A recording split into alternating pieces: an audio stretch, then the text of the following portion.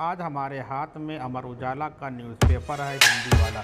इसमें एक शब्द मैं लगातार देख रहा हूँ कि इधर तकरीबन एक हफ्ते से लगातार एक शब्द बहुत प्रचलित हो रहा है हर न्यूज़पेपर पे। ये है, चाहे वो द हिंदू की बात हो, इकोनॉमिक्स टाइम्स की बात हो, जितने हिंदी पेपर हों या इंग्लिश पेपर हों, उसमें एक वर्ड इस्तेमाल होता है अल नीनो। तो अल नीनो क्या है? अक्सर ये कहा जाता है कि अल नीनो का अगर असर हुआ तो हमारे यहाँ चावल की खेती में कहीं ना कहीं इसमें प्रभाव डालेगा, या बहुत सारे 6 ऐसे प्रमुख देश हैं जो चावल का उत्पादन करते हैं, उसको भी प्रभावित करता है। तो हम लोग आज बात करने चल रहे हैं अल नीनो की।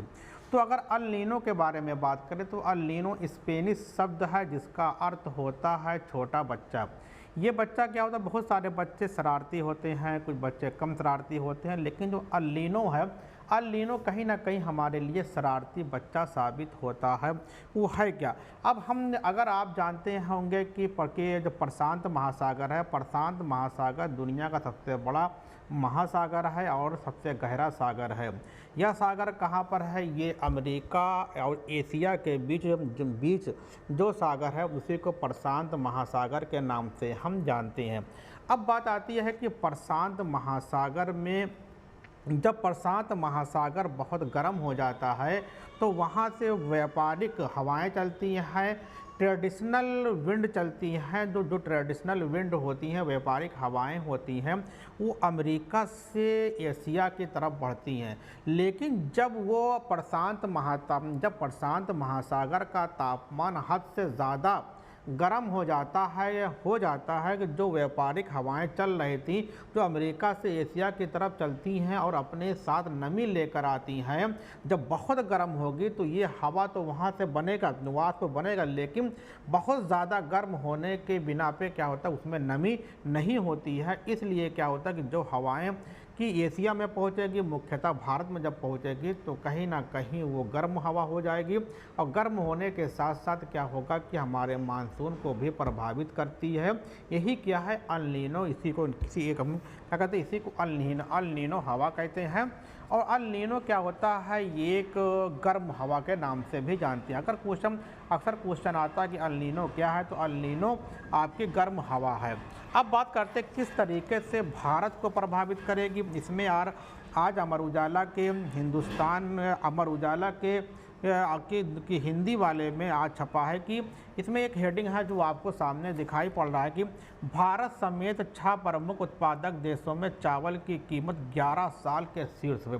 जो चावल की दाम बढ़ा है तो कहीं ना कहीं अल नीनो का ही असर है, क्योंकि मानसून को ये प्रभावित कर रहा है। मानसून अपने अच्छे तरीके से इस बार नहीं आएगा। कहने का मतलब ये, विश्लेषकों ने कहा अल नीनो से प्रभावित होगा उत्पादन, आगे और बढ़ेंगे दाम। अब क्या है कि दुनिया के प्रमुख 6 उत्पादक देशों में अल नीनो का असर चावल पर दिखने लगा है। इस प्रमुख खाद्यान्न की कीमतें अब 11 साल के उच्चतर स्तर पर पहुंच गई हैं। आगे इसमें तेजी का अनुमान है। विश्लेषकों ने कहा कि अल नीनो का प्रभाव किसी एक देश तक सीमित नहीं है, या सभी उत्पादक देशों को प्रभावित कर रहा है। फूड एंड एग्रीकल्चर ऑर्गेनाइजेशन का वैश्विक चावल मूल्य सूचकांक 11 साल के उच्च पर पहुंच चुका है। यह स्थिति तब जब अमेरिकी कृषि विभाग ने 6 देशों बांग्लादेश, चीन, भारत, इंडोनेशिया, थाईलैंड, वियतनाम में रिकॉर्ड उत्पादन का अनुमान जताया है। उन्होंने कहा कि भारत में चावल के रिकॉर्ड उत्पादन हो, लेकिन फिर भी इसके दुनिया में इसके 11 साल के सबसे ज़्यादा इसके दाम हैं। फिर बात आती है कि इसको कब 300 करोड़ लोग चावल खाते हैं सभी एशियाई देशों में। जो एशियाई देश हैं उसमें 300 करोड़ लोग चावल खाते हैं। मतलब क्या हुआ कि 3 अरब लोग चावल खाते हैं एशिया में। अब बात आती है कि 6 साल में सबसे कम रह सकता है भंडार। विश्लेषकों का कहना है कि अल नीनो से सभी प्रमुख चावल उत्पादक देशों का उत्पादन घट जाएगा। ऐसा हुआ तो कीमतें तेजी से बढ़ेंगी। हाल में चावल के शीर्ष उत्पादक देशों में चीन और भारत में स्टॉक में गिरावट के कारण चालू वित्त वर्ष में वैश्विक स्तर पर चावल का भंडार घटकर 6 साल के निचले स्तर पर 17 करोड़ टन हो सकता है। इटली और स्पेन में गंभीर सूखे के कारण यूरोप के उत्पादन में 1995-96 के बाद सबसे कम होने का अनुमान है।